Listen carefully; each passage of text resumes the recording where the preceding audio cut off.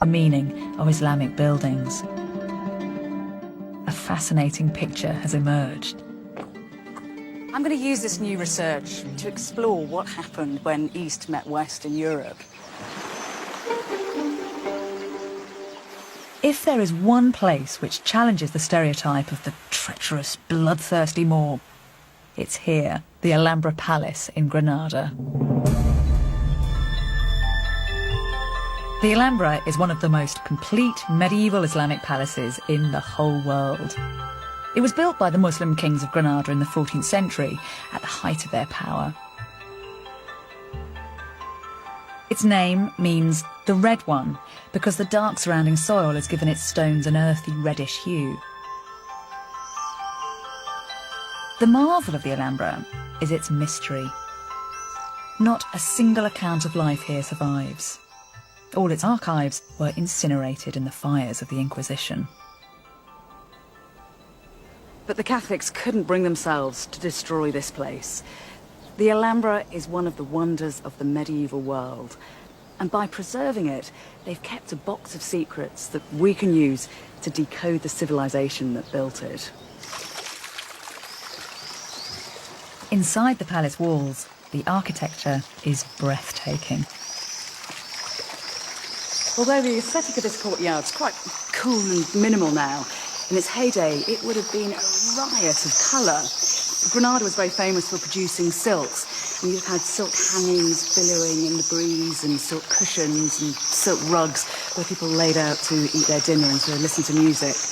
And in fact, it's only when you get down to rug level that you appreciate one of the bits of magic of the place, because from down here, this pool acts like a kind of infinity mirror, and the whole of the palace just looks as if it's suspended in water.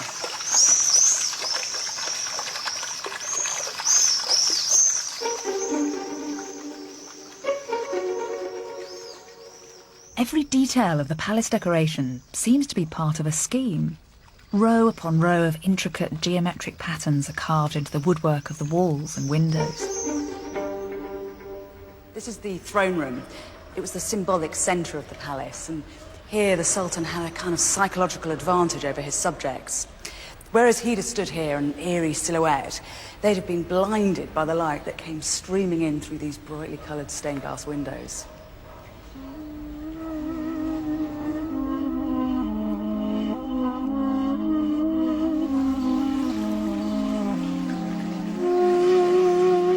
The 19th century writer Washington Irving observed, "It's impossible to contemplate this abode of Oriental manners without feeling the early association of Arabian romance. One almost expects to see some dark eye sparkling through the lattice. The abode of beauty is here, as if it had been inhabited but yesterday."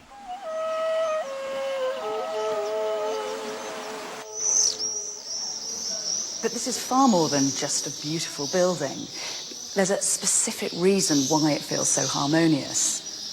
The men who built it had a knowledge of complex geometry which had originated in the ancient world. The first man to set down these mathematical principles was the Greek philosopher Pythagoras.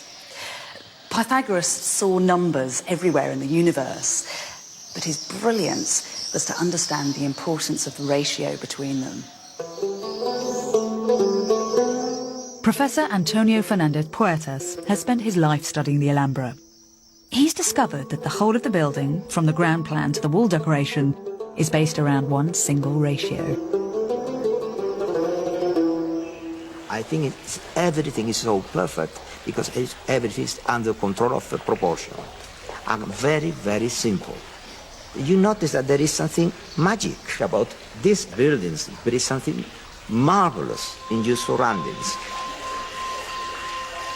It's very, very simple. It's the relation between the ground and the elevations of the buildings. It's as simple as that. The king ordered a new palace. He has a limited area to build the palace. To west, east, and south, he was limited. Then he did something ingenious and beautiful. The King of Granada asked his architects to harmonise each and every space within the palace according to a single set of proportions, a family of rectangles, each related to the other. If you want to get proportional rectangle, you have the same base. Take the diagonal, put it up, Yes. and you got successive rectangle, proportional rectangle. The key to the Alhambra's design is the simple relationship between the side of a square and its diagonal. If we use the diagonal to make a rectangle, and then the diagonal from that rectangle to make another, we get a progression of rectangles. The fourth rectangle is double the size of the first, and the diagonals in this sequence are in fact the square roots of 2, 3, 4 and 5. A magical sequence. And are they doing all this just with 2 set squares and a piece of string? Yes, That's very clever. yes. Every part of the intricate network of spaces, all the courtyards, the hallways, the placement of every column was designed using inspired variations of this proportional system. Proportion is also in the elevation. You have the kiosk. Here you build a square, and with the diagonal, you swing it up. Nothing violated this incredibly elaborate system. The Alhambra is a triumph of mathematics as much as it is of aesthetics. Mathematical ingenuity is the root of its beauty.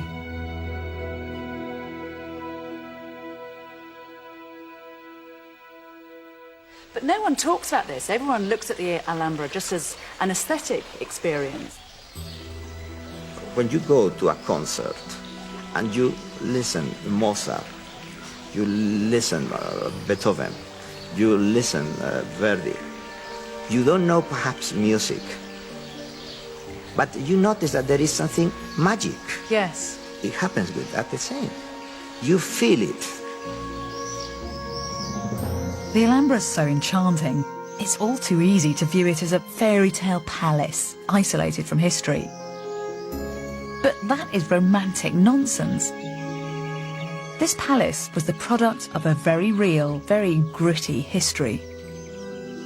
The Alhambra was built by a religious empire which, at the pinnacle of its power, dominated land from China to Africa. An empire which had the wealth and intellect to build such masterpieces. An empire whose history goes back to the deserts of 7th century Arabia.